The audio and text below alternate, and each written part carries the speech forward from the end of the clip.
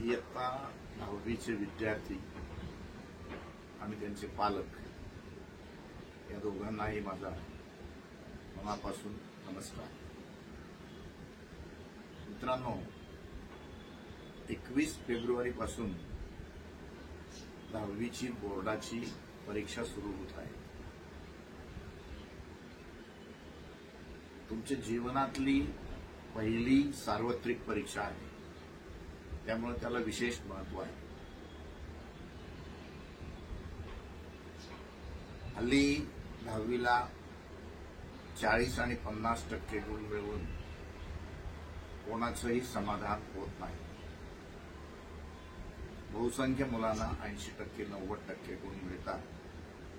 तुम्हालाही मिळणार आहे. फक्त हे गुण मिळवण्यासाठी काहीतरी तयारी केली पाहिजे, थोडा विचार केला पाहिजे, ही परीक्षा समजून घेतली पाहिजे, या परीक्षेला आनंदाने सामोरं जायला पाहिजे. तसं पाहिलं तर परीक्षा म्हटल्यानंतर थोडंसं टेन्शन, थोडीशी भीती, थोडीशी काळजी ही असणारच आहे आणि ती असायलाच पाहिजे. शेवटी ही परीक्षा आहे ना.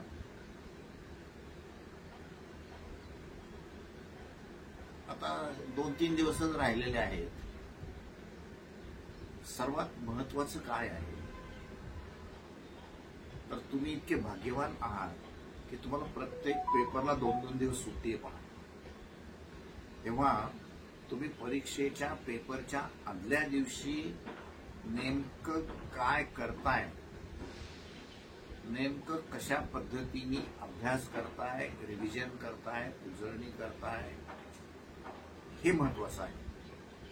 त्याचं टाइम प्लॅनिंग, त्याचं वेळेचं नियोजन पण केलं पाहिजे. परीक्षेच्या आदल्या दिवशी पाठ्यपुस्तकाची एक उजळणी होणं आवश्यक आहे. दुसरं, ज्या काही नोट्स आपण लिहिल्या असतील त्याची उजळणी होणं आवश्यक आहे.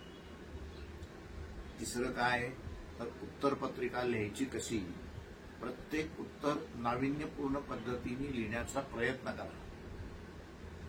तुमच्याजवळ बुद्धिमत्ता खूप आहे, ती आपलं उत्तर दुसऱ्यापेक्षा वेगळ्या पद्धतीने तर चांगल्या पद्धतीने उत्तरपत्रिकेत मांडेल.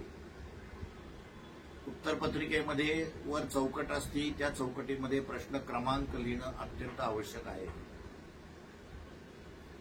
एका पानावर एकच प्रश्न लिहिणं आवश्यक आहे. प्रश्न संपला की नवीन पानावर नवीन प्रश्न सुरू करा. तुमचे गुण कशामध्ये जातात त्याचा नीट अभ्यास करा.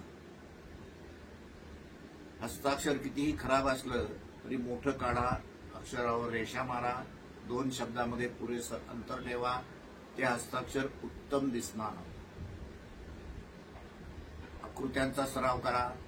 भूगोलामध्ये सगळे नकाशे आणि सगळे आलेख यांचा अभ्यास करा. विज्ञान 1 आणि 2, सायन्स 1-2 या पाठ्यपुस्तकातल्या सर्व आकृत्यांचा अभ्यास करा. कशाची आकृती आहे, त्यात कोणते भाग दाखवलेले आहेत, त्या प्रत्येक भागाचं महत्व काय आहे, हे जर केलं ना तुम्ही तर अख्ख्या सायन्स 1-2ची रिव्हिजन पूर्ण होते. त्यामुळं उजळणी उत्तम करा. आणि पालकांनी एक लक्षात ठेवा की घरामध्ये या संपूर्ण परीक्षेचे दिवस आनंदात कसे राहतील, या मुलांसाठी आपल्याला वेळ तर तुम्ही देणारच आहात, पण तो वेळ मुलाला वेल प्लॅन करायला सांगा. रात्री विनाकारण जागरण करू नका. काही काही मुलं म्हणतात मी 2 वाजेपर्यंत जागलो. चुकीचं आहे. ही परीक्षा 2 वाजेपर्यंत जागरणाची नाही. 10-10:30 तुमची संध्याकाळची 7 तास झोप व्हायलाच पाहिजे. या सगळ्या गोष्टींचं पालन व्यवस्थित करा.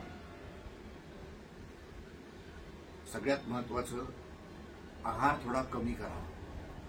सकाळ संध्याकाळचं जेवण या संबंध 17 मार्च पर्यंत कमी केलं ना, काही फरक पडत नाही. त्यांनी काय होईल, तुमचा उत्साह टिकेल, तुमचा उत्साह वाढेल, तुमचा आळस येणार नाही आणि आणि आपल्याला परीक्षेत उत्तरपत्रिका लिहिण्यासाठी उत्साह हवा आहे, तो त्यातनं मिळेल. या सगळ्या गोष्टी केल्या तर मला वाटत नाही ही परीक्षा अवघड आहे. मित्रांनो, तुम्हाला मनापासून शुभेच्छा देतो. तुम्हाला प्रत्येकाला तुमचे स्वतःच्या अभ्यासाचे 70%, 80% किंवा 90% हे मार्क मिळणारच आहेत. त्यात माझ्या शुभेच्छा टाका. त्या काही किरकोळ नाहीयेत, त्या 3-4 टक्क्याच्या आहेत.